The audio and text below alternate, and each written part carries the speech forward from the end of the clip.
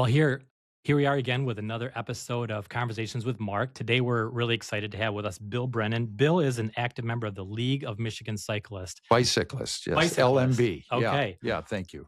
Well, what an exciting time to be a cyclist because in West Michigan, we have a lot of trails and we have a lot of new trails, but we also have connections coming on right now. And I remember when I was a kid biking on the side of the road, Wilson Avenue 11, there's like a small strip of pavement and semis are whizzing past you. Or I was in middle school driving down 28th Street with a big, maybe 7 or 8 inches of roadway to go by. Absolutely insane taking your life in your hands. Today, we're making it safer, better, and more connected. That's the goal. I mean, cycling for most of us was our first real dose of freedom as a child. Like you could leave the block, you could go a mile away and then still get back home. And we all have memories of our first rides and our first crashes and our groups. And it's it's different now, and it needs to be different. You know, people need to wear helmets nowadays because of the recognition that even a low speed fall over can be really painful and be a real problem if you're not wearing a helmet. But you know, having dedicated trails and green spaces on the long side of roads is a big advantage for being able to get around on a bike nowadays, recreationally, but also I think real importantly is to be able to use bicycles for transportation. It's cheap way to get a few miles in, to get to work, to get to stores, and for people who don't have the extra money for a car or a second car to be able to get around. And we need to consider all of those uses when we set our public policy nowadays. Well, we've got this Greenway bill that we passed a number of years ago where we're going to start to see all these different trails converge and connect. And we're going to see this in downtown Grand Rapids. So you'll be able to take your bike from downtown Grand Rapids all the way out to Holland Beach. You can take it out to Millennium Park and go north on the Fred Meyer Trail and get on the trail to the west and go right to Muskegon. Or you can go to get on the White Pine Trail and go to Cadillac. And then a big one is this tunnel and the connectivity out to Lowell and communities to the east. So the connectivity that's happening right now is really Yeah, unprecedented. it's fantastic. The trails, this tunnel that's going to go under Northland Drive, I think it's just north of Canonsburg Road, is going to be a big deal because crossing the belt line is not safe. I do it frequently, and you have to have like six eyes to make sure that you aren't causing any problems. But having a tunnel there, and you know, we'll be able to get to Lowell, but then there's a trail that goes from Lowell to Greenville, and there are trails up there that go further east. So connecting Michigan, I think is going to be an enhanced opportunity for more dollars spent on people coming into the state and enjoying our natural resources. Well, I don't think we can underestimate the impact of safety too. I remember when I was mayor of Walker, we did that tunnel underneath M45, Lake Michigan Drive in Standale, right just east of downtown Standale. And I remember asking some donors for some money, and they said, well, we have to go out and lay eyes on this and do our due diligence to make sure this is good. Now, there was an intersection about a quarter mile down the road, but it's human nature to say, let's take the path of least resistance and let's just go right across. And this organization, they sent a few field people out there to check out the field and see how safe it was or not.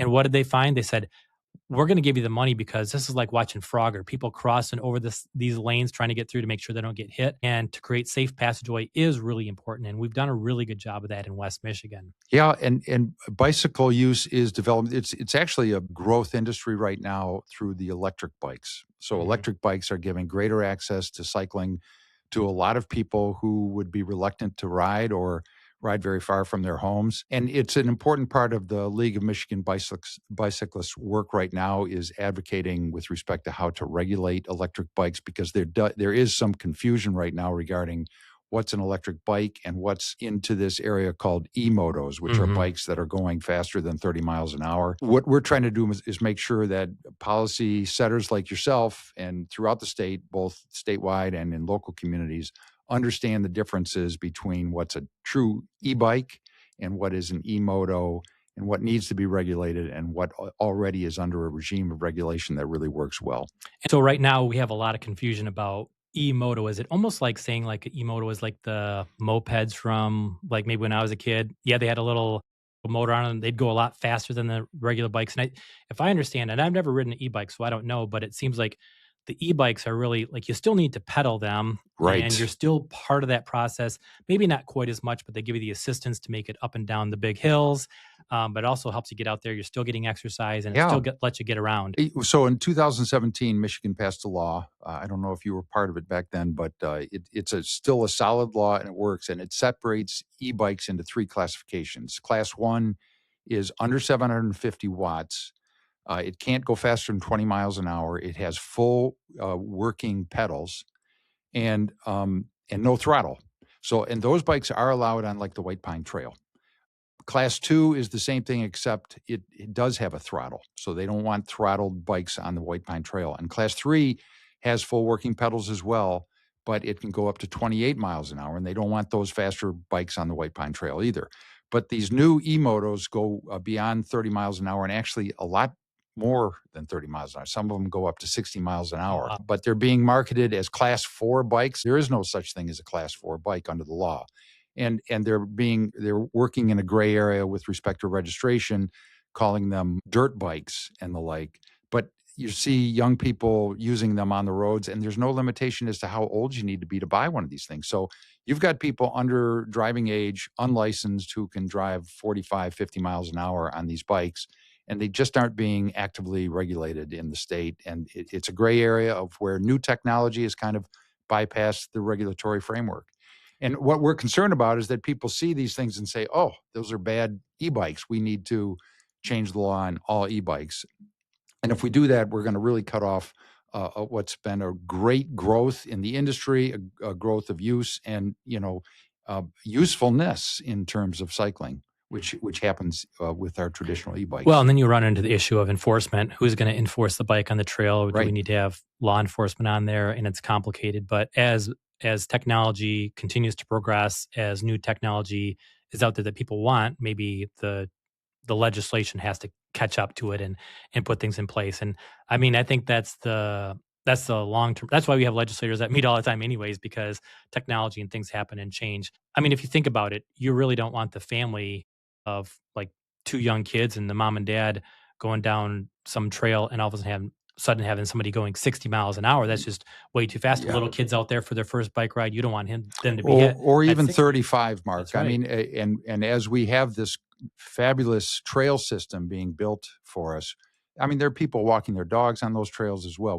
We can't go too fast on them, and we can't allow vehicles, which is what they really are, two-wheeled, but vehicles that aren't designed for that kind of usage to be out there. So we do need to think through the regulation with respect to this opportunity that's ahead, but it is exciting. I mean, having bicycles more engaged with everything that we do. I mean, those of us who have been fortunate to go to Europe and walk in Amsterdam and see what it's like to have a real bicycle-centric community, it's just alive and people are healthy, and it's something that West Michigan and its Dutch heritage should aspire to. Well, I think we're embracing it obviously by the just the notion of using these trails and connecting them. So we're moving in that direction. It's just taking us a little bit longer than the Europeans, I guess. You Uh, know, you were in my office a couple months ago with your advocates talking about policies that you like and don't like, and you brought up something to me that sounded absolutely absurd. But the more we talked about it, the more I gave pause, and I think that's a normal response that people have of like, wait a minute, does this even make sense? And you called it something like the Idaho stop or the something Idaho like. stop law, yeah. Yeah. So in the 80s, the state of Idaho passed this law, which made no sense. It allows cyclists to treat a stop sign like a yield sign and a stop light like a stop sign. And the reason isn't to give cyclists any favorable position, but actually, intersections are by far the most dangerous places for cyclists. 26% of all accidents, fatal accidents, happen at intersections. And the reason is cyclists are stopped and they're basically sitting ducks. So they're open to the traffic that's passing. Every second that a cyclist stays in an intersection, they're exposed. And also, then they have to restart. And when we restart, you're going very slow at first. You got to get your speed going. And you're out in the intersection at that point and you're going your slowest pace. Then you're a So real outlier. then You're you're going really really slow. then you're Yeah. really exposed. Then you are hoping that everybody coming to that intersection sees you and respects that you're going as fast as you can and you're trying to get out of their way. So what this law does is allows a cyclist to use their momentum for their own safety. Obviously, as they enter the intersection, they have to yield to traffic that's got the right of way. And if a cyclist fails to do that and gets themselves in an accident, that's the cyclist's fault. But cyclist also knows that any crash, they're going to lose. So they're paying very close attention to all directions, but they can use their momentum to clear that intersection as quickly as possible. What Idaho found very quickly is the fatalities dropped by almost 15%. Delaware then did it and found out that fatalities dropped the next year by 23%.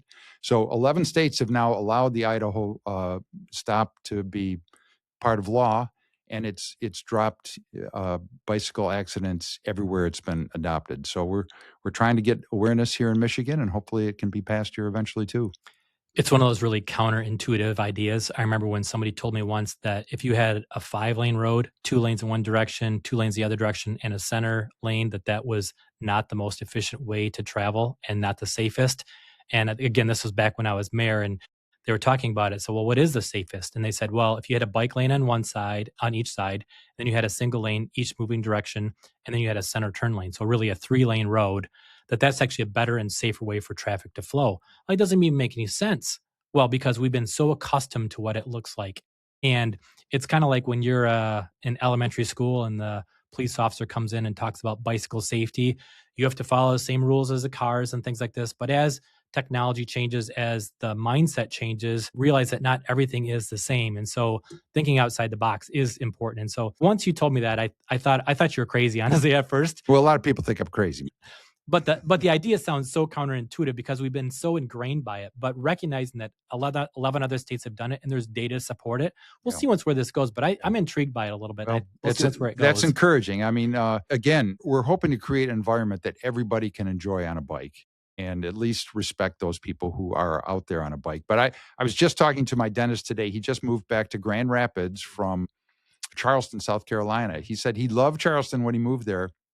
He had a 15-minute commute to work. It became a 50-minute commute to work, and that's why he left and came back to Grand Rapids. And we are happy to have him, but we don't want Grand Rapids to become a place where, this focus on all automotive transportation turns us into a gridlock community. And it could happen if we just let it. So you've had a chance to ride on bike trails and things all over the place, from West Michigan to Europe. But do you have a favorite trail or favorite ride that you recommend? Yeah.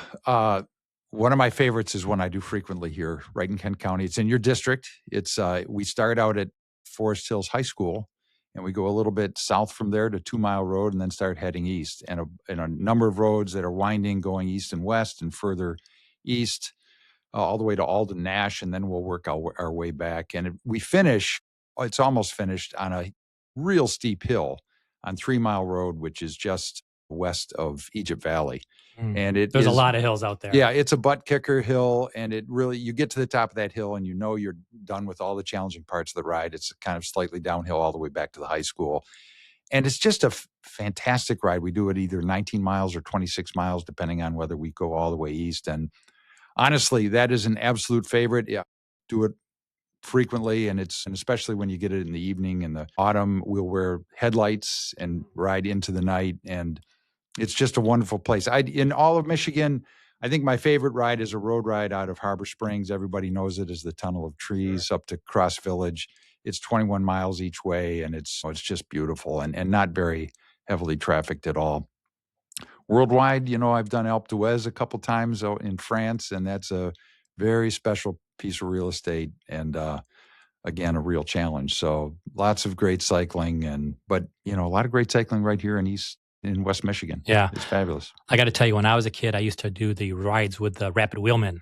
Oh, yeah. And we do, like 100-mile ride in a day. There's 100 grand, they called it. And we did, I did the Michigan National 24-hour marathon once, but I didn't make it the whole 24 hours. I made it the whole ride around Kent County, up those hills that are just killing you.